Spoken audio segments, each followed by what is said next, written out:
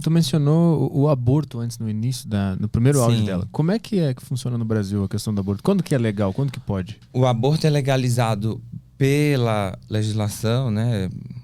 Ironia isso, né? O aborto é legalizado em alguns casos. 2 casos, na verdade, 3.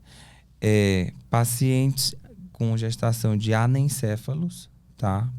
O bebezinho não tem a formação do cérebro. Pacientes que têm o risco materno, alguma complicação materna, em caso de risco de morte da mãe, a gente pode fazer uma paciente com, sei lá, uma diabetes totalmente descompensada, um lúpus totalmente descompensado, uma paciente com coagulopatia, uma paciente com, sei lá, trombose, com alguma coisa muito grave. Eu tô autorizado a fazer o aborto nesse caso. E pacientes que sofreram abuso, estupro. Então, eu posso fazer nesses 3 casos. E como é que funciona burocraticamente quando tu vai iniciar esse processo? Tem que mandar um documento para alguém ou é só o médico que decide? Como é que funciona isso? Olha, na prática, era para ser uma coisa disseminada. Qualquer obstetra em qualquer hospital, maternidade, poderia fazer. Aliás, eu acho que pela legislação pode. O que acontece na prática é que quando são abortos legais, a gente acaba referenciando e encaminhando para uma maternidade especializada em aborto legal, como por exemplo aqui em São Paulo, o Hospital Pérola Baiton. Então a gente acaba mandando para lá porque já tem todos os protocolos e tudo. Entendi. Mas pelo SUS, que é um sistema único de saúde que tem que ser integral, a pessoa tem que ter o mesmo atendimento aqui na capital ou lá no interior, aqui em São Paulo ou em qualquer outro estado. Era para ter esse atendimento em qualquer hospital.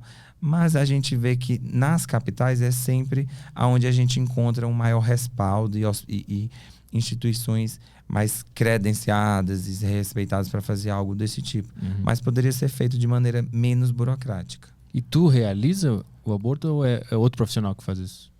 Não, a gente dá entrada, a gente faz o pedido da medicação, o misoprostol, que a gente vai fazer introdução no colo do útero para dilatar o colo, e é justificado lá pelo hospital e a gente entrega na farmácia para solicitar a medicação, é enviado uma autorização, mas é assim. E aí a gente faz, a gente coloca o comprimido na vagina, espera a mulher eliminar parte do saquinho gestacional, a depender da idade gestacional e do tanto de material que sai, às vezes nem precisa fazer a curetagem depois, que é a raspagem do útero, que é feita em centro cirúrgico com a cureta, que é como se fosse eu explico para as minhas pacientes que é como se fosse aquela colher de jarra de suco, com a colher do pescoço longo, que a gente vai com ela lá dentro do útero raspar para tirar toda a parte lá de dentro, todo o saquinho gestacional.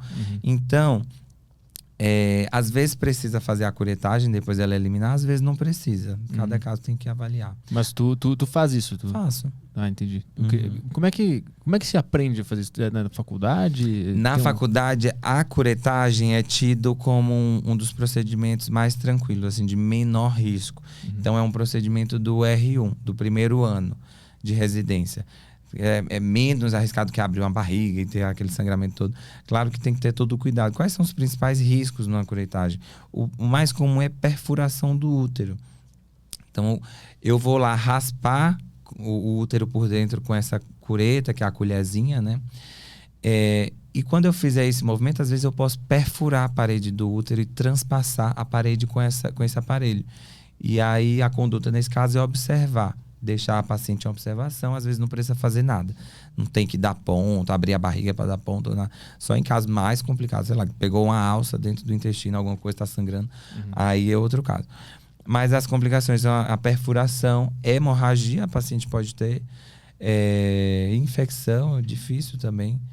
É mais isso mesmo. Então, são 3... E a complicação na anestesia, depende da RAC, tiver alguma, sei lá, anafilaxia, alguma coisa. São 3 ocasiões onde se pode abortar, né? E a terceira é em caso de abuso, né? Isso. Como que se comprova isso? Não precisa. Ah, é? É o relato da paciente. Não precisa de um boletim médico, de uma ocorrência, não precisa. Pela lei, a paciente falando que foi abusada, teve um abuso sexual, ela não precisa trazer nenhum comprovante policial, um laudo, uma perícia, não precisa passar pelo médico perito, nem fazer um BO. A gente no hospital pode até orientar e tudo, mas ela basta dizer. Só, sei lá, ontem tive... sei lá, ontem não, ela não vai engravidar.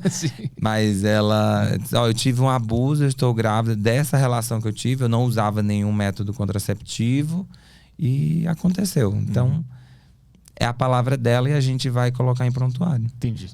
Mais questões aí?